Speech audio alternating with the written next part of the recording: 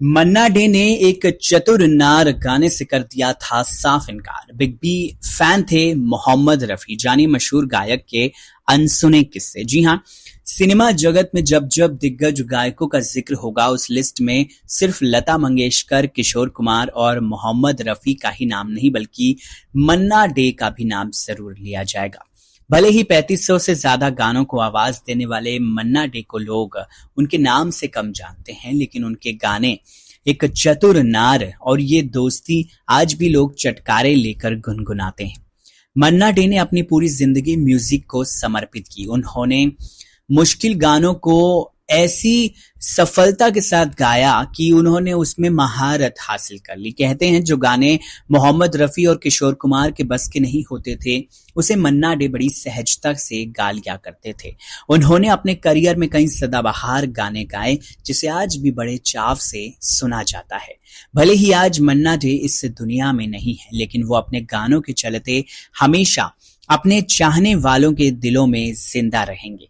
24 अक्टूबर 2013 को मन्ना डे ने आखिरी सांस ली थी।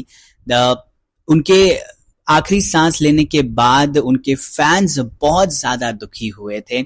आज उनसे जुड़ा एक बड़ा ही दिलचस्प किस्सा आपको बताते हैं।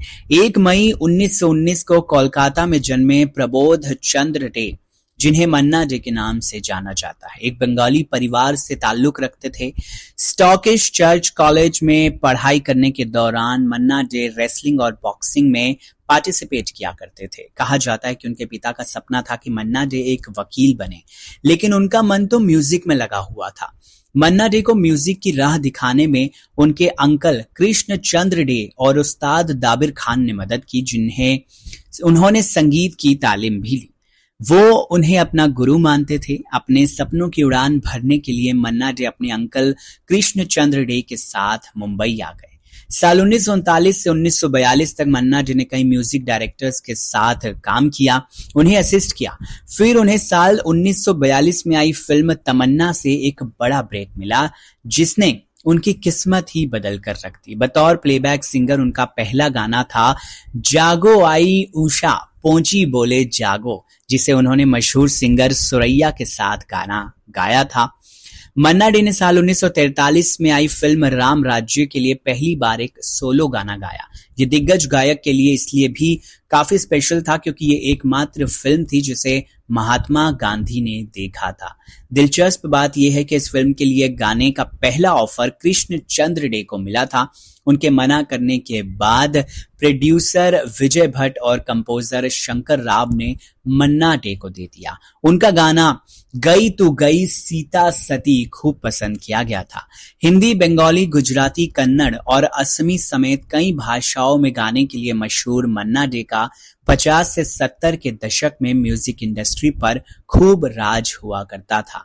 मोहम्मद रफी, जिनके गानों के लोग दीवाने थे, एक बार उन्होंने कहा था हर कोई उनका गाना सुनता है, लेकिन वो सिर्फ मन्ना डे के गाने सुनते हैं। उन्होंने खुद को मन्ना डे का एक बड़ा फैन बता दिया था। जी हाँ, जब भी बात मन्ना डे के बेहतरीन गानों की आएगी तो एक चतुर नार गाना जरूर याद किया जाएगा। साल 1968 में आई फिल्म पड़ोसन का ये गाना सुपर डुपर हिट साबित हुआ था, जो आज भी लोग गुनगुनाना काफी पसंद करते हैं।